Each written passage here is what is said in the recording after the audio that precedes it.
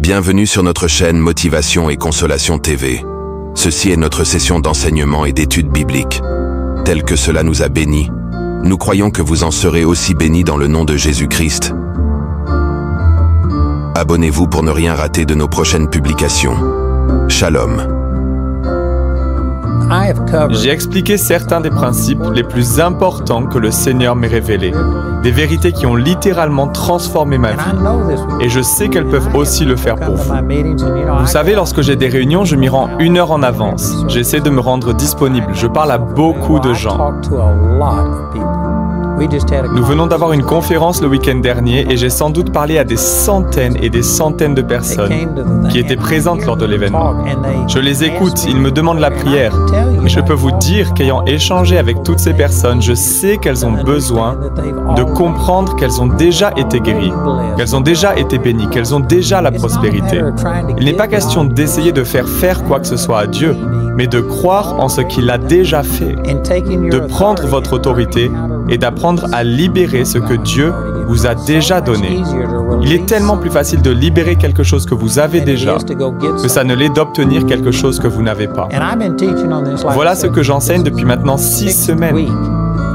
J'expliquais hier qu'il est faux de dire « Bon, je comprends ce message, je comprends que j'ai Christ à l'intérieur de moi et que j'ai la puissance surnaturelle qui peut ressusciter les morts, etc. Mais il faut que j'y croie et je n'ai tout simplement pas de foi. » J'ai des gens qui m'ont demandé de prier que Dieu leur donne la foi. Dans la Bible, dans Luc au chapitre 17, les disciples de Jésus lui ont demandé « Seigneur, augmente notre foi ». Il leur a répondu en substance « Vous n'avez pas besoin de plus de foi, il vous faut utiliser ce que vous avez déjà ». Jésus a dit cela dans Marc au chapitre 11 lorsque les disciples ont été surpris par le fait qu'il parle à un arbre et lui ordonne de mourir. Et le lendemain, cet arbre était sec et mort, sans qu'il ne l'ait touché. Il n'a pas utilisé une hache pour en venir à bout, il n'a pas versé de sel sur la terre. Il lui a tout simplement parlé et ils étaient choqués. Verset 22, Jésus leur dit alors « Ayez foi en Dieu. Je vous le dis en vérité, si quelqu'un dit à cette montagne, retire-toi de là et jette-toi dans la mer, et s'il ne doute pas dans son cœur, mais croit que ce qu'il dit arrive, il le verra s'accomplir. » Nous voyons dans ce verset qu'il faut croire ce que l'on dit. Donc les gens en concluent. Eh bien tu vois, je n'ai pas assez de foi. Remarquez qu'il est question ailleurs d'une foi qui a la taille d'un grain de moutarde. Vous le trouverez dans Matthieu au chapitre 17. J'y reviendrai plus en détail demain. Mais ce que j'essaie de souligner, c'est que les gens disent « Je crois que toutes ces choses sont vraies, mais je n'ai tout simplement pas assez de foi. » Donc ils se placent dans une position de déficit, dans laquelle il leur faudrait plus de foi, au lieu de se placer dans la position d'une personne qui a de l'autorité. Ils agissent comme des mendiants et s'approchent de Dieu en disant « Oh Dieu, aide-moi s'il te plaît. » Ce que j'ai commencé à partager hier, c'est que vous avez déjà toute la foi dont vous avez besoin. À votre nouvelle naissance, il vous a été donné une foi surnaturelle et divine. Dans Romains au chapitre 4, il est écrit que Dieu appelle ce qui n'existe pas à l'existence. Voilà la foi selon Dieu. Il n'attend pas de voir quelque chose pour enfin dire « je le crois ». Non, Dieu croit, puis il fait en sorte que ce pourquoi il a cru se manifeste. Il est écrit dans Hébreux au chapitre 11, verset 3 « Par la foi, nous comprenons que l'univers a été formé par la parole de Dieu, de sorte que le monde visible n'a pas été fait à partir des choses visibles. » Dieu n'a pas attendu que les choses apparaissent pour ensuite dire « je le crois ». Non, il a cru et c'est ainsi que toutes ces choses sont apparues. Dieu appelle ce qui n'existe pas à l'existence. C'est une foi surnaturelle qui n'est pas limitée par ce que vous pouvez voir, goûter, entendre, sentir et ressentir. Lorsque vous êtes né de nouveau, il vous a fallu cette foi surnaturelle, parce que vous avez cru en un Dieu que vous ne pouviez pas voir. Vous avez cru en un diable que vous ne pouviez pas voir. Vous avez cru en un paradis que vous ne pouviez pas voir, et un enfer que vous ne pouviez pas voir. Vous avez cru au péché et que vos fautes avaient été effacées sans pouvoir le constater dans le domaine physique. Il vous a fallu croire à des choses surnaturelles. Donc Dieu vous a donné sa foi surnaturelle, Éphésiens chapitre 2, versets 8 et 9. Ensuite, il est écrit dans Romains 12, 3 qu'il n'y a qu'une seule mesure de foi. Il a donné à chaque croyant né de nouveau la mesure de foi. Il n'y a pas différentes mesures. Je n'ai pas plus de foi que vous. Nous avons reçu la même mesure de foi. Et Paul dit que la mesure de foi qu'il avait était la foi du Fils de Dieu. Non pas la foi dans le Fils de Dieu, mais il explique car ma vie humaine actuelle, je la vis dans la foi du Fils de Dieu. Il utilisait exactement la même foi que celle du Christ, parce que Jésus nous a donné sa foi. Galates 5, 22 dit « Mais le fruit de l'Esprit, c'est l'amour, la joie, la paix, la patience, la bonté, la bienveillance, la foi, la douceur, la maîtrise de soi. » Si j'avais le temps, je pourrais parcourir ces 9 fruits, mais l'amour que Jésus nous donne n'est pas un amour sexuel, ce n'est pas un amour sensuel, ce n'est pas ce qu'enseigne la Bible. Ce n'est pas le genre d'amour avec lequel j'aime une tarte aux pommes ou j'aime un film ou ce genre de choses. Non, c'est un amour divin, un amour agapé, c'est un amour surnaturel. La joie qu'il donne est surnaturelle, et vous pourriez parcourir chacune de ces caractéristiques, y compris la foi, qui n'est pas simplement humaine, il s'agit d'une foi surnaturelle. Si vous avez fait de lui votre Seigneur, alors la foi de Dieu réside à l'intérieur de vous. Mais il vous faut rétablir la connexion. Je me souviens lorsque j'étais enfant, mes parents avaient une Chrysler Saratoga de 1957. Si vous ne voyez pas de quel véhicule je parle, c'était donc une Chrysler, elle était très longue. Elle avait un moteur EMI, il suffisait d'appuyer sur un bouton pour qu'elle démarre, et elle avait des sortes d'ailerons, je l'appelais ma Batmobile. Et quoi qu'il en soit, lorsqu'ils se sont achetés une nouvelle voiture, j'ai hérité de la Chrysler. J'aimais beaucoup cette voiture, c'était mon premier véhicule. Elle était déjà vieille au moment où je l'ai eue, mais elle était toujours superbe. Pour faire bref, j'ai roulé avec cette voiture jusqu'à ce qu'elle n'ait quasiment plus de roues. Elle tombait régulièrement en panne et je ne suis pas mécanicien. Et avant de vous raconter, je dois d'abord vous prévenir qu'il y a peut-être des détails spécifiques qui ne seront pas complètement exacts, mais c'est ce dont je me rappelle. Donc la voiture tombait souvent en panne. Parfois, elle ne voulait même plus démarrer. J'ai changé la batterie, j'ai essayé différents types de démarreurs. J'ai changé l'alternateur parce que lorsque je la faisais démarrer, elle pouvait bien rouler pendant un moment et tout à coup, elle s'arrêtait. Les gens m'ont dit que c'est parce que l'alternateur ne chargeait plus, il était cassé. Donc j'ai changé l'alternateur, la batterie, le démarreur. J'ai changé beaucoup de pièces sur une période d'1 an, mais cette voiture n'était tout simplement plus fiable. Donc j'ai fini par m'en débarrasser. Je l'ai donné au concierge de notre église. Je lui en ai fait cadeau, il était mécanicien. Et devinez quel était le problème. Toutes ces pièces que j'avais remplacées, en réalité, elles fonctionnaient parfaitement. Mais il y avait un câble de batterie qui était mal fixé. Et j'ai honte de le dire, mais j'ai dépensé beaucoup d'argent pour changer la batterie et le démarreur. J'ai même essayé plusieurs types de démarreurs. J'ai mis un nouvel alternateur et d'autres choses encore, alors que le problème était si simple. Tout venait d'une mauvaise connexion. La connexion ne se faisait pas correctement et c'est la raison pour laquelle, lorsque la voiture roulait, la batterie ne chargeait pas et elle finissait par s'user avec le temps. Tout ce que le gars a eu à faire est de resserrer le câble, car le problème n'était qu'une mauvaise connexion. Tout le nécessaire était là, toutes les pièces étaient bonnes, mais il y avait un problème de connexion. Et j'ai vraiment appris une leçon au travers de cette situation. En quelque sorte, cette situation se rattache à notre sujet. Tout ce dont vous avez besoin pour vivre une vie chrétienne pleine de succès, vous l'avez déjà. Il ne vous en faut pas davantage, vous n'avez pas besoin d'aller vous procurer de nouvelles pièces. Vous n'avez pas besoin que Dieu vous donne davantage de foi. Vous n'avez pas besoin que Dieu vous donne une onction. Vous n'avez pas besoin de toutes ces choses. Vous avez déjà une onction, vous avez déjà la foi.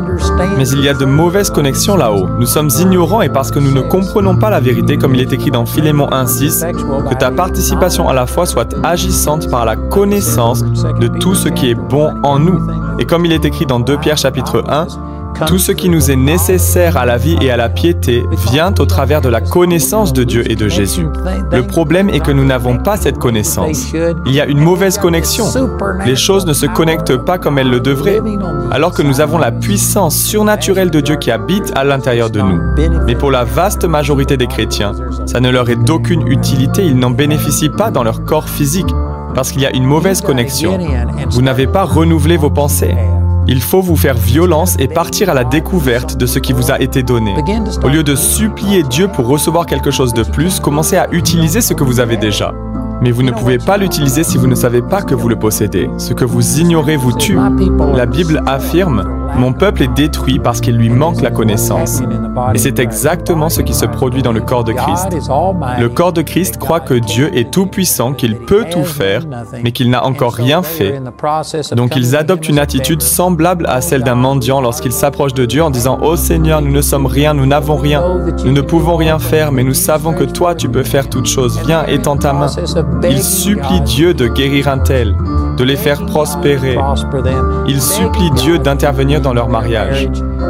Alors que la vérité est que Dieu a déjà tout fait et qu'il a placé sa puissance surnaturelle et son autorité à l'intérieur de vous et moi. Ce n'est pas Dieu qui décide qui reçoit la guérison. C'est notre responsabilité. Je sais que c'est offensant pour beaucoup de gens, mais c'est ce que la Bible enseigne.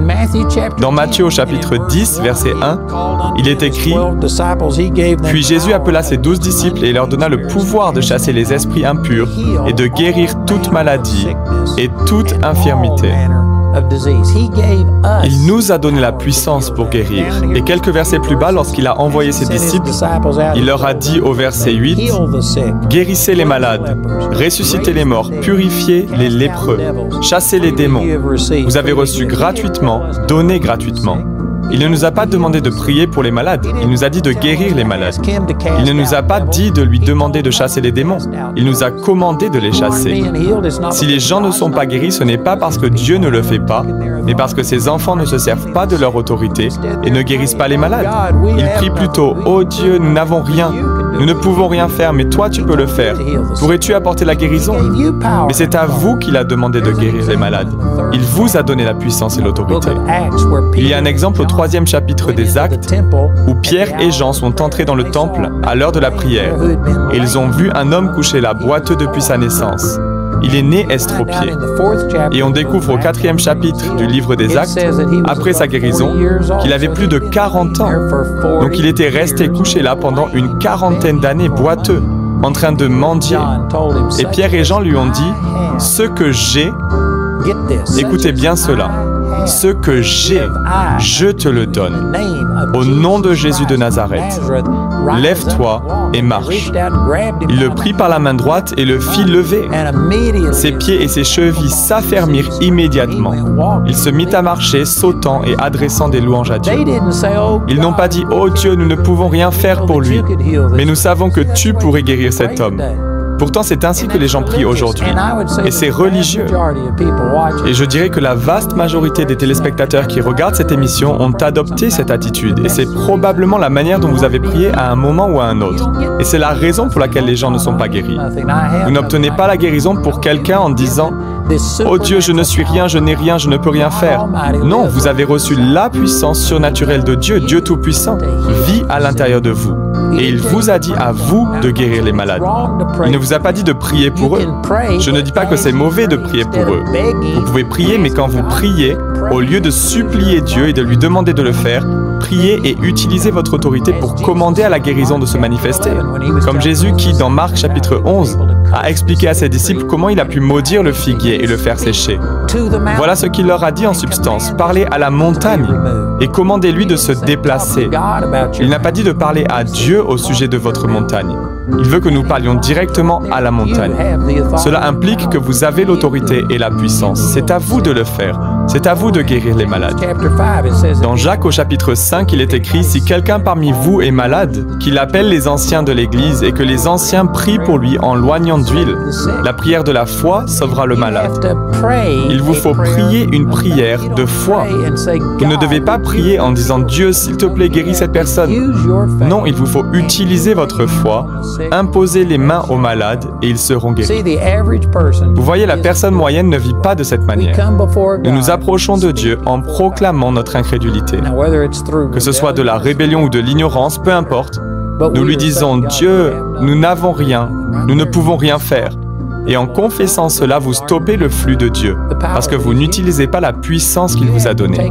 Il vous faut prendre autorité, il vous faut parler à votre problème, et non parler à Dieu au sujet de votre problème. Parlez directement à votre problème au sujet de Dieu. Utilisez votre autorité et ordonnez aux choses de changer.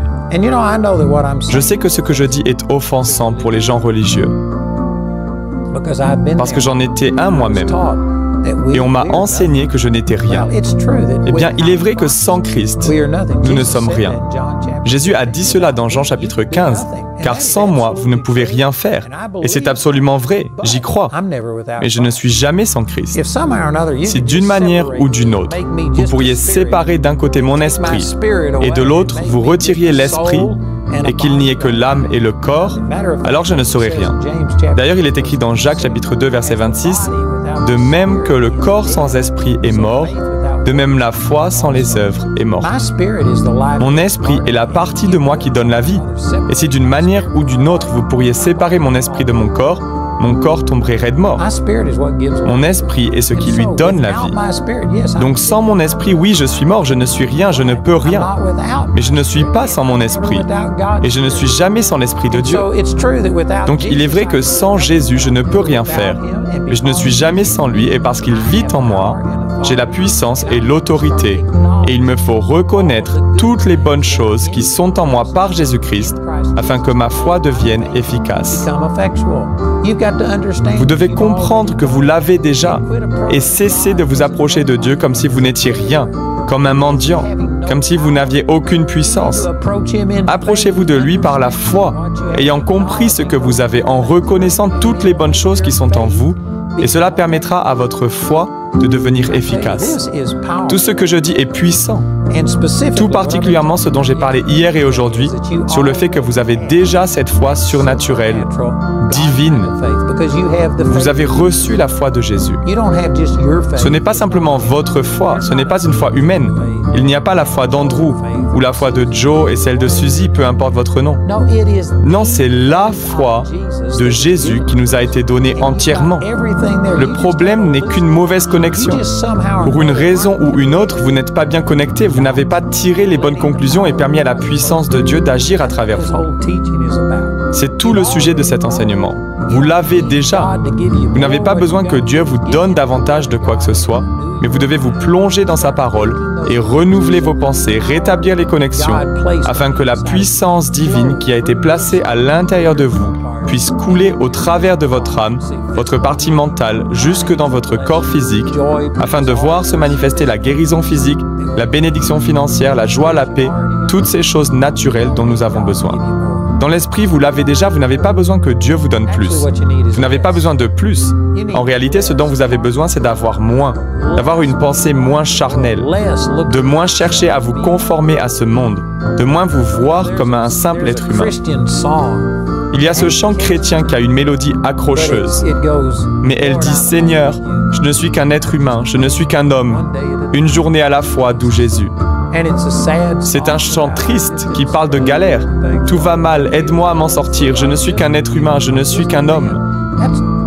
C'est terrible. Je ne suis pas qu'un simple être humain. Il y a une partie de moi qui est humaine. J'ai un corps mortel, j'ai une pensée, et il est évident que je ne fais pas tout parfaitement. Mes pensées ne sont pas toujours justes, et je ne connais pas toutes choses dans ce petit cerveau de la taille d'une cacahuète. Je vous l'accorde. Mais dans l'esprit, je ne suis pas qu'humain. Je suis né de nouveau. J'ai la vie de Dieu qui habite à l'intérieur de moi. J'ai la pensée de Christ. 1 Corinthiens chapitre 2, verset 16. J'ai une onction par celui qui est saint, et je connais toutes choses. 1 Jean chapitre 2, verset 20. Je n'ai pas besoin qu'un homme m'enseigne, mais cette onction m'enseignera toutes choses. Ça, c'est au verset 27. 1 Jean chapitre 2, versets 20 et 27. Également, vous avez été renouvelés pour parvenir à la vraie connaissance conformément à l'image de celui qui m'a créé. Je pourrais continuer encore et encore. Dans mon esprit, je suis aussi complet et pur que je le serai pour toute l'éternité. Mon esprit ne va pas changer. Il n'aura pas besoin qu'on lui injecte davantage de puissance. Je n'aurai pas besoin que d'une manière ou d'une autre, mon esprit soit blanchi, nettoyé et lavé de toutes ses souillures, parce que lorsque je suis né de nouveau, mon esprit a été créé dans la justice et la sainteté. Éphésiens 4, 24. Ensuite, comme l'explique Éphésiens 1, 13, il a immédiatement été scellé, emballé sous vide par le Saint-Esprit. Ainsi, lorsque je faillis dans mes actions ou dans mes pensées en tant que chrétien, cela peut souiller mon âme et mon corps, mais ça ne pénètre pas le sceau, placé autour de mon esprit.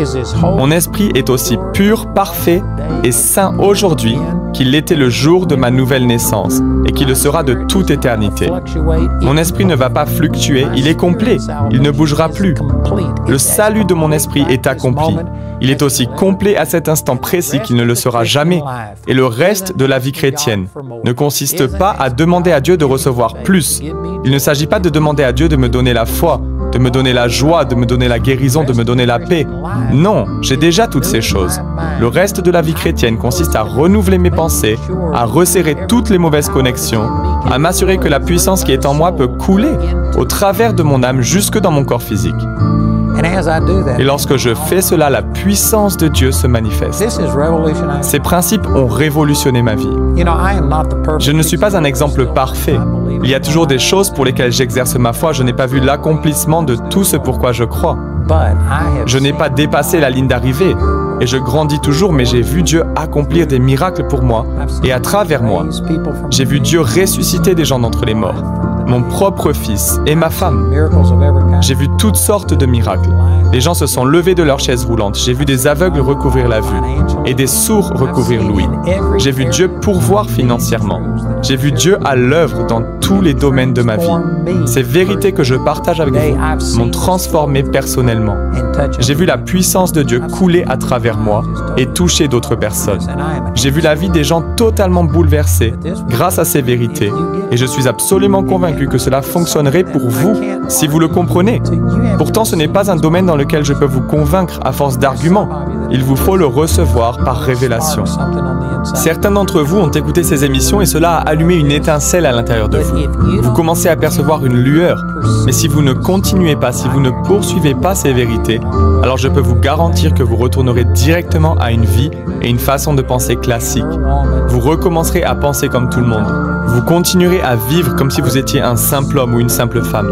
Mais j'explique qu'il y a une partie de vous qui est surnaturelle. Il y a une partie de vous qui a été recréée à l'image même de Dieu. Vous avez Dieu Tout-Puissant, Christ en vous, l'espérance de la gloire. Votre potentiel est absolument énorme, mais il ne se passera rien si vous n'en prenez pas la responsabilité et si vous continuez à dire « Dieu, ça dépend de toi ». Non, Dieu a placé sa puissance, son autorité à l'intérieur de vous. C'est à vous de renouveler vos pensées et aussitôt que vous aurez renouvelé votre manière de penser, vous pourrez commencer à mettre en pratique les choses dont nous avons parlé. Vous pourrez libérer cette puissance surnaturelle. Vous pourrez guérir les malades et vous les verrez se rétablir. Ce n'est pas votre puissance, c'est la puissance de Dieu, mais elle est en vous et elle est à votre disposition. Il vous faut utiliser votre autorité, commencer à vous en servir, il vous faut comprendre ce que vous avez reçu et vous mettre à l'utiliser.